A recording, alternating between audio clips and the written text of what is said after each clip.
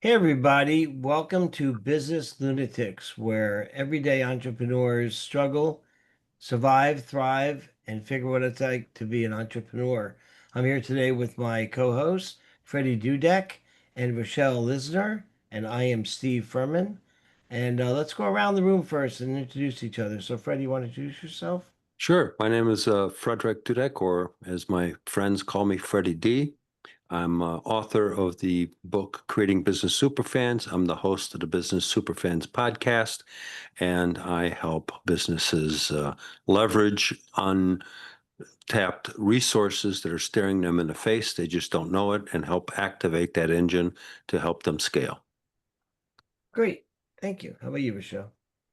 Love it. That's what I love about all of us. We do things that are somewhat in a similar lane. My company is Rochelle Dynamic Business Growth, and I always say that it's dynamic business growth and not limp along business growth. And what does it take to run businesses today? And it's not prayer. So people, clients reach out to me because they need support in decision making, innovation, and basically implementation. Because an idea is an idea, but without it implementing, it's called a hallucination. So let's just move forward and just, Steve, go for it. I am the de facto for today anyway, host of the show, it seems.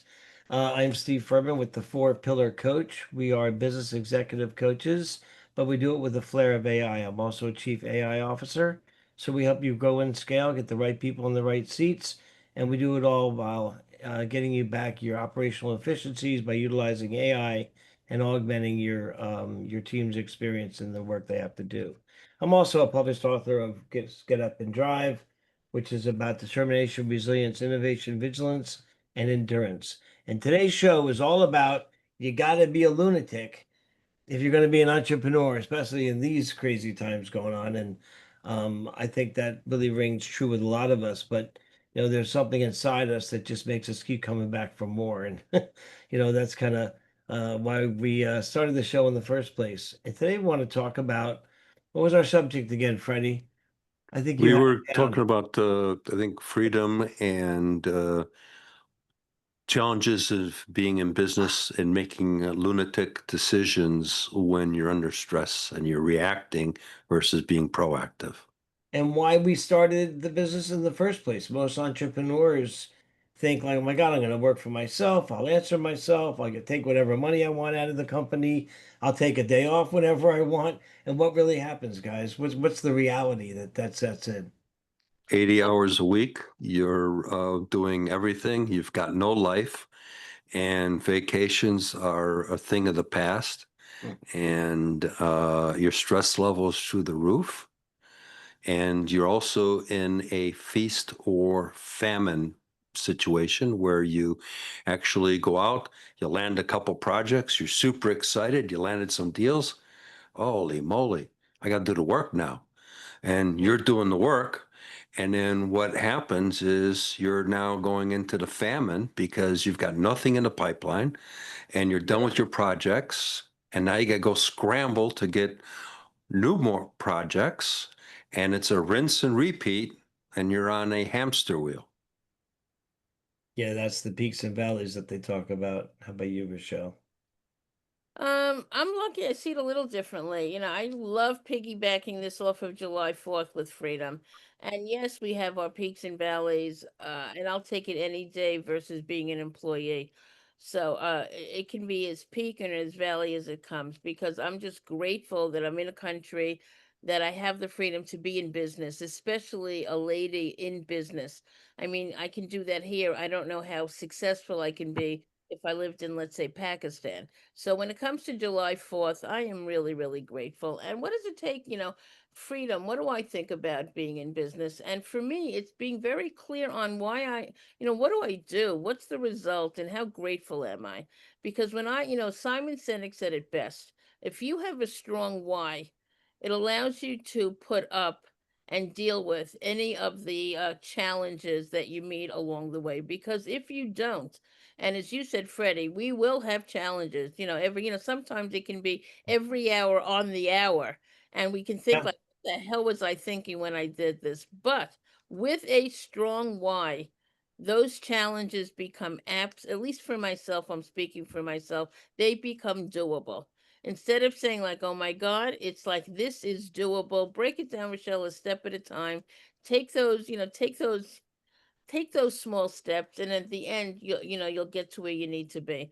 So that's what I love to focus on. This is July 4th, and my why is I love making an impact on a small business so that they can make an impact on their employees, on their families, and on their communities. And I love being part of that ripple effect. So yes, there's a challenge, and yes, like feast and famine, we're all familiar that. And yes, I can do it all. And, I'm hiring and whatever. But through it all, when I'm connected to that, I wake up the next day and I'm an official lunatic because I'm ready to do it all over again. There And you go. survive all the pain. Well, being a Marine, I am absolutely thankful for this country and my fellow servicemen and women that have, put their lives down and just served and just cared enough about this country to make it what it is. Um, but when it comes to business, and I think back, I've had over 6 different tech companies over the last 40 years, and every single one, was I'm going to build this great big business and it's going to become this big market thing. And then you realize, well, as Freddie alluded to before, while you're closing the deals, that's great. Then you start doing the work and you forgot to fill your pipeline. And oh, wait, no one taught me how to delegate, which is super important. Not only do you need the right people in the right seats on the bus doing the right things, so you got to find them, but you got to be able to release and let go as the entrepreneur and pass down. You know what? If they do it 80% as good as you, that's 80% of your time you get back.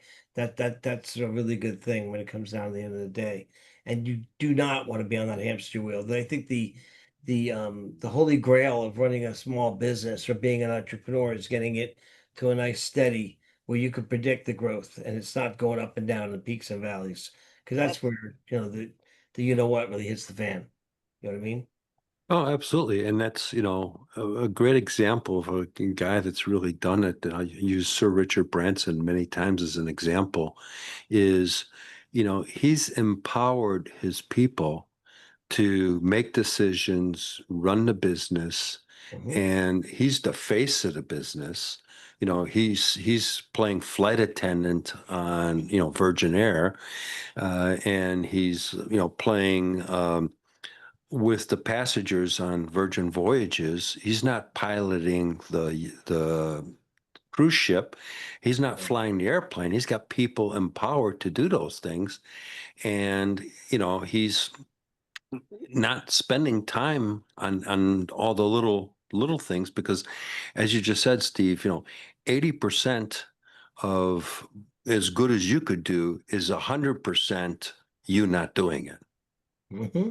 Exactly. Dan Sullivan used to say that until you can be obsolete or not required to be in the business, then you truly have not built a successful, truly saleable business. You need to be redundant in your business. They need to not need you.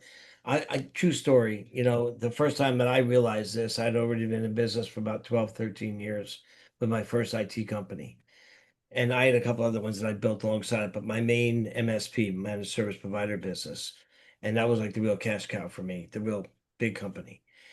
And I went on a cruise for 10 days with no cell phone service. I didn't have my luggable, the old big giant luggable blocks way back when, and I didn't bring it with me. And for 10 days, nothing blew up. Actually, we sold more, got more customers on because I wasn't running around micromanaging everybody, putting my fingers in everything. It got to the point where what I call my Maria, who's my right hand man over there, used to schedule me out on purpose to go play golf and go meet with clients so they could get work done. So that's truly when my business started to take off, when I became, not required in the business, obsolete, which is really what you're looking for. Yeah. No, absolutely correct. Because um, I've seen it in a multitude of businesses where recently I was working with somebody. I ended up firing that customer because they were just a micro. Was been in business for 30 years. Part of the family is running into the business, and this person was a micromanager to the max. Mm. And he didn't treat, he had a lot of contractors working for him to go on job sites, but he didn't treat them as the first line of engagement with the general contractors and everything else, because that's who they're, that's who's going on the job site. Instead, he would be chastising them, and then he would be complaining that, he'd have to drive 2 hours, an hour there and an hour back to go because somebody forgot a little something. And that business has been flatlined for 30 years. It got up to about 3 million, and it was stuck because he was the cog in the whole business. And I had explained to him that, you're getting point, in Arizona, there's $159 billion of last year's commercial construction. So about $3 million, you're getting point zero zero zero zero zero, somewhere in there, there's a one, and of the business, Right. because he was not like you had, gotten smart enough to say, hey, I'm going to step away. I'm going to empower my team. Lead and step aside. Yep. Yep. And he couldn't do it. He could not do it. Not uncommon. And I've seen it even more consistent in family-owned businesses because, the person built this, whatever they consider their empire, and it was, built on blood, sweat, and tears, and they're afraid to let go. They're afraid to pass the baton. There's an emotion, or the family emotion is also in the business. So you're dealing on two levels. On one lane, you're trying to deal with the actual day-to-day of the business, and the second lane is all sorts of emotion that is woven into the business. So yeah, it's definitely challenging, and I've done a lot of work with that, and it gets even more complicated when the next generation comes in because that requires a lot of change, that requires a lot of flexibility. And the owners in general are so connected to the work, and they're so connected because it becomes their identity, that it's very difficult for them to let go. Absolutely. And that's why we're in business. And that's why they give us a call because I really believe that in certain things in business, you can go so much further if you bring in the right support. Isolation Yeah. kills success. If you bring in the coach, the consultant, the fill in the blank that can support you in an area that's not your sweet spot, the chances of you growing and doing better is literally, it's 100%. It's not if, it's guaranteed. Doing it on your own, you're stuck with your own level of crisis, your own level of emotional maturity. And once that kicks in, once you get there's a great expression: when emotions are high, intelligence is low. Yeah. Sure. Sure. No, that's right. And with this particular individual, he would talk on both sides of his mouth, because one moment he wants to grow and he loves the ideas. Next minute he can't let go of the micromanaging, and Um, I'll be transparent here. I had a rate that I was charging for physically playing a fractional guy. So I was actually doing the work because they didn't understand the technology, didn't have a CRM or any of that stuff. And then I had agreed to, percentage of business growth, which is a normal deal, right? To him, I was double dipping, and that was a cardinal sin to him.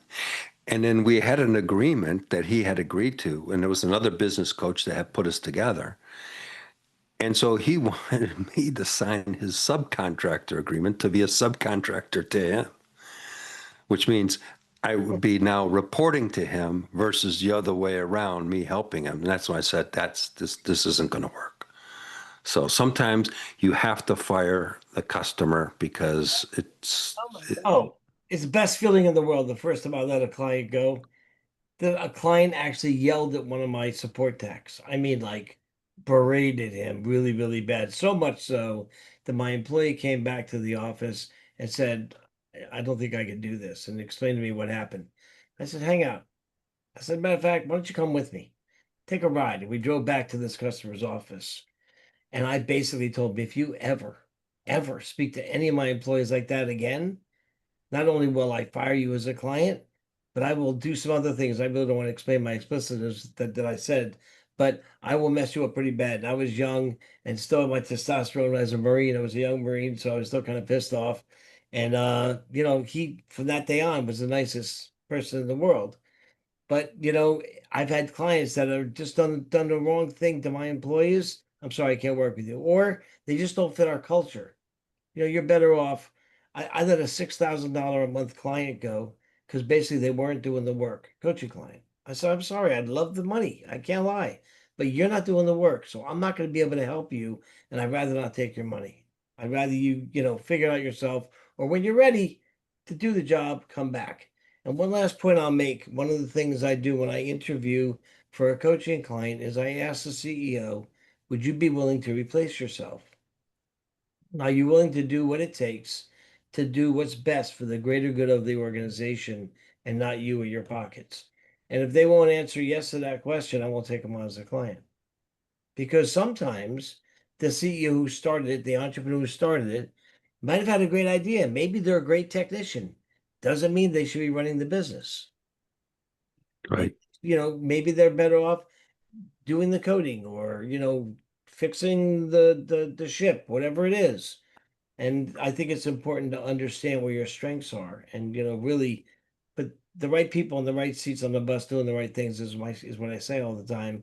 But it's just knowing what someone's innately good at, and that comes from the top all the way down and putting people where they belong and being willing to do that and not let your ego get in the way. I think there's the key word there is not letting your ego get in the way. You got to step aside and um, recognize that you're good at X or Y or Z, but you're not good at X, Y, Z. Yeah.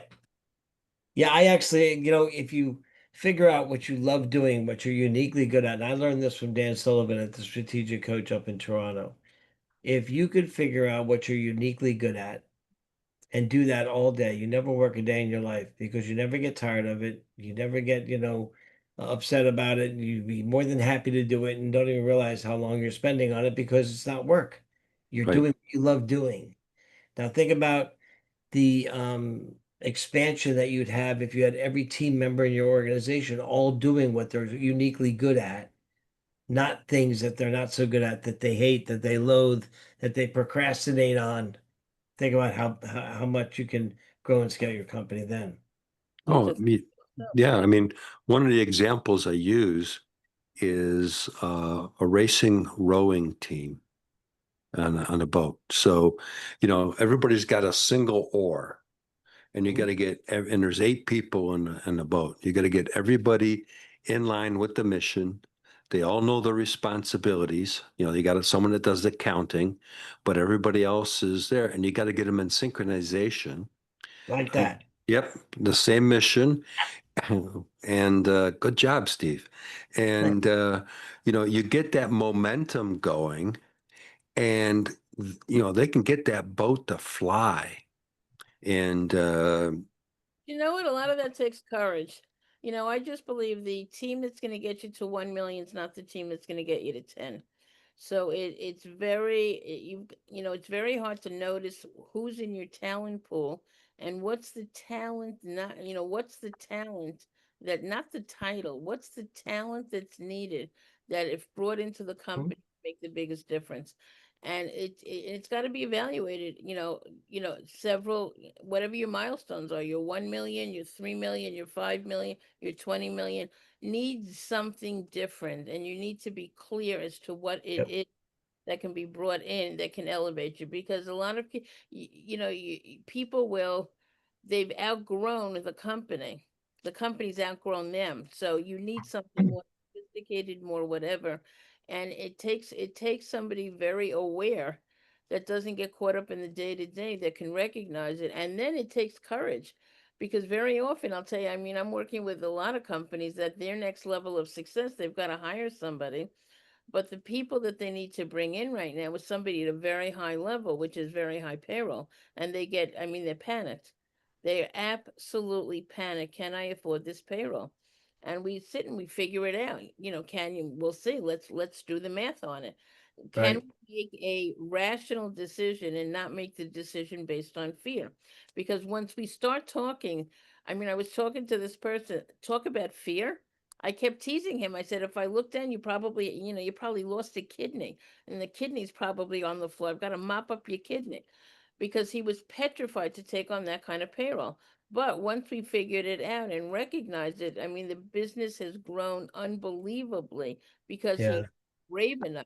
I think that you need courage to do that. And a lot of small business owners, their decisions are based on fear, not necessarily opportunity. That's where you need a coach. You need somebody that can walk you through the panic, that's not as entrenched in you, or they can see it a little more clearly. Oh, What got you yeah, here? and I'm Won't going to add to get you that is that, let me add to that is that what you said there is they make decisions on fear, AKA they make lunatic decisions there. because it's reactionary. And then they Yep. go back and go, man, I was a lunatic for making that choice because it set me back. It didn't propel me forward. Yeah, Petrified. absolutely true. And I think the smarter of the entrepreneurs realize that earlier on, or they get training that, what got you here won't get you there. And they're willing to make the hard decisions to, get the right talent, hire the right people, or realize that, hey, you know what, these guys are great, but they're not going to get me to the next level. And sometimes that's a hard decision. And especially if you're in a family-owned business where you may have to think about a relative that you love and you don't want to have to, get rid of them, but they're not going to help you. They're holding you back. And for the greater Right. good of the company, you really got to do what's right for the company. Or you got to be willing to take, all right, fine, this is a life business that's going to be just the way it is, and that's the way I want to live, which I don't think most of us start entrepreneurship with that in mind of just settling. Yeah. And I want to bring up, there's a book called Unreasonable Hospitality. I don't know if you guys ever read it or listened to it. It's an amazing book. Um, it talks about a restaurant in New York City, and I think it's Madison 11 or something like that. Can't remember exactly what the restaurant was called, but they were going for being one of the top Michelin restaurants. And what the guy in the whole story is, they took some people that did not really fit the position, but because they had an empowerment mindset. So they put somebody in charge of, I think it was the wine or whatever. And that person all of a sudden stepped up and unexpected to this person. He just, put them in that role. And all of a sudden because they were empowered, they were in charge. He put them in charge. This is your area. You're in charge of the wines. Mhm. They blew him away with what they came up with because they researched it. They did everything. They were so engaged that this is my responsibility. They killed it. Yeah. And it was probably also their working genius, what they're really good at. And so they thrived in it. They loved it. But nobody knew that they would Yeah. become that person. But sometimes as a good leader, you've got to, give this person the empowerment and let them run with it. And they may surprise you. And in that story, this person was, a bus person, and they just exploded that whole wine department. It became a profit center.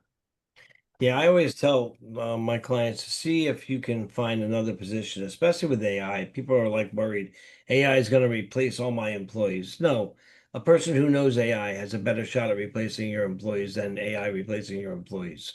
But you can leverage AI to take away the mundane and repetitive tasks and have people doing more humanistic things where it takes creativity, things that AI cannot perform. They can't, they don't have feelings, and they really sure don't have creativity. They just have zeros and ones and what we've told it. But you can, leverage using AI to kind of find out disk testing, Colby testing, other things you can do to find out what people really love, what really drives them. There's different modus of operandi testing that you can use to find out like where they best would be fit in your business. and don't be afraid to move them around if that's necessary. But you got to be willing to understand that maybe they're not happy doing what they're doing, or they would prefer to do something else. And as entrepreneurs, we got to sometimes take that and give them a chance to do it. Prove yourself. But you got Yeah, to you got to give people the opportunity. You're absolutely right. You got to give people the opportunity to, because they may surprise you and then they may not, but you still got to let give them them the fail. opportunity. If they fail, let them fail. I mean, the reality Right. is that the best lessons in life I've ever learned is when I failed, when I had to shut down a company. Believe me, I learned the most out of shutting down that company than I did out of building all my other 6 companies I built. So I think there's a lot to be said for it. And then help them, coach them up if you can. You know, it's great. Sure. Gary Vee said something that was great. Gary Vaynerchuk, he's really big on culture and your employee. You're only as great as your greatest employee. But he's Yep. really big on knowing who you're working with. So your employee at 25 may need something different than that same employee at 30 or 35. And we need to touch base and really zone in on what's driving them at a particular point in life, because if we can match their talent and their drive, whatever what it is driving them at that moment, the chance of you succeeding is unbelievable. And if you've got somebody that's really negative, when somebody has a negative attitude, that is equally as dangerous as the flu. You can catch the flu, you Or can, maybe worse. It's and it's it's worse because one of my guests on a podcast show, and I'm glad you brought that up, Rochelle, is they basically talked about dropping a drop of poison in a pool of water. Every day there's a drop going in and another drop. So maybe little, and you may not think it's big, but over time, that water is poison. polluted, Hmm. absolutely. And And very often the toxic person, I've seen it in the companies that I've worked with, they're the biggest producers. So they're the biggest So they salespeople. feel they can get away with it, which is unfortunate. And the manager of they really, in general, they have very high positions. And a lot of companies are uncomfortable looking at that and saying, you know what, this guy's my top employee, I can't get rid of him. But the point is, if you don't recognize the impact that that can have on the health and well-being, the health of and everybody else, everybody else Yeah, gets polluted. well-being, that happened to me. negativity by the time you come. I mean, I had one client that was, I think the person woke up and within, I don't know, 30 seconds sucked the lemon. I mean, I never saw somebody that negative ever. And that was one of my earliest clients that I literally had to fire because that level of negativity, it was too impossible doing anything because you were going up such a hill with such a boulder with such resistance that it didn't work itself out. So again, you want to look at your culture. Look at your culture. Where is the negativity coming from? And that has to be dealt with literally ASAP. Yep. And it's not only negativity. I'll tell you, this is a true story. I had a client that had someone they were paying 250 grand a year to do the architecture work for them. Okay. Guy wasn't doing it all. The employees around him, his employees under him was actually doing all the work. It's $250,000. And the guy's the owner's cash flow strapped, of course, because he's paying for more than he needs. And his employees were telling him, you got to let him go. You got to let this guy go. And he wouldn't do it. He wouldn't do it. He finally hires me as a business coach. And in our kickoff meeting, one of the first things I said was, from all my assessments I've done with all your executive team, they all keep telling me about, we'll just say this person and how they're not happy with him. They're doing all the work for him and they're really resenting this person. Why haven't you let him go? He goes, I know, I really should have let him go a long time ago, which has happened to me. I mean, I had a hard time firing my son. It took me almost 2 years to fire my kid. And he was like, thanks, Dad. I can't believe you let me go. I hate it here. But the point is, so I understand that feeling of feeling bad. He's got a family, he's got a wife, he's got kids. I understood that, but I was like, listen, this guy's cost you $250,000. You need that cash flow right now. It's going to go right to your bottom line. He finally decided he let the guy go. I literally got hugs from the executive team. The next time I went to do another session, I mean hugs. Oh my God, thank you. You wouldn't let him go. This is the best thing that's ever happened to us. So it's, it's hard decisions, tough decisions, but you got to think in the mindset of, you started this organization, you built it, you're growing it, or you're trying to grow it. You got to do what's right for the success of the company and the team and for everyone as a whole. It's not about you or you or you. Yeah. Yeah, no, absolutely, absolutely. And you got to, because really, and I'll use my term that I use is you need to create super fans out of the team. Hmm. The team's got to be super fans of you as a leader or your leadership team because that transcends to everybody. One of my guests, 2 days ago, 3 days, today's, yeah, Wednesday, on last week, he talked about and used a term that I didn't really realize. He used an old term, but I'm going to call it the modern word, which is, an administrative assistant. And he basically had a title for that person. He said, that is your director of first impressions. And if you stop I and like think it. about that, that means is right on the money because that's the person that communicates with everybody. They talk to prospective customers, they talk to existing customers, they deal with contractors, they deal with suppliers, Rest distributors, of the complementary team, business, everybody. Yeah. everybody. And that should be the highest position in the company from a respect perspective because that's the first touch point. Now they have people officers, which is another term for that. But Yeah. it's really true. If you take care of your team, they will take care of you. Yep. Okay. Yeah. So now that we're looking at this, let's just sum up what we are claiming that we love everybody to walk away with today from our time together. What's one or two sentences or one or two words that you think can sum up what we're speaking about? Freddie, what's your insight? What's one or two words? Basically, really empower your team and step aside and Mm. watch the magic happen. What about you, Steve? Well, he stole the step aside when delegate and elevate, I like to say. But also do what's right for the greater good of the organization, and the rest will fall in place. Just keep that in mind. It's all about the greater good for everyone. It's not about you necessarily.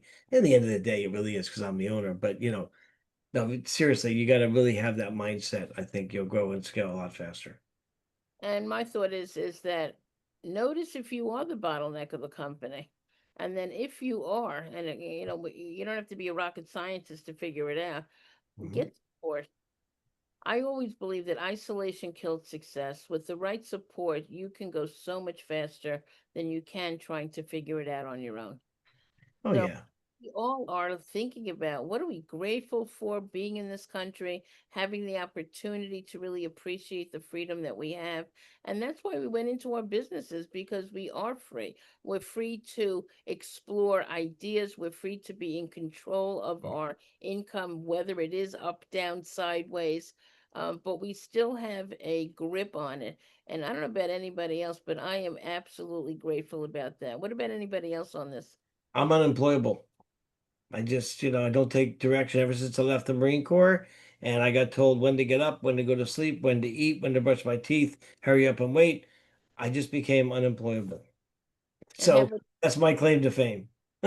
And I'm grateful as well, and I am unemployable as well.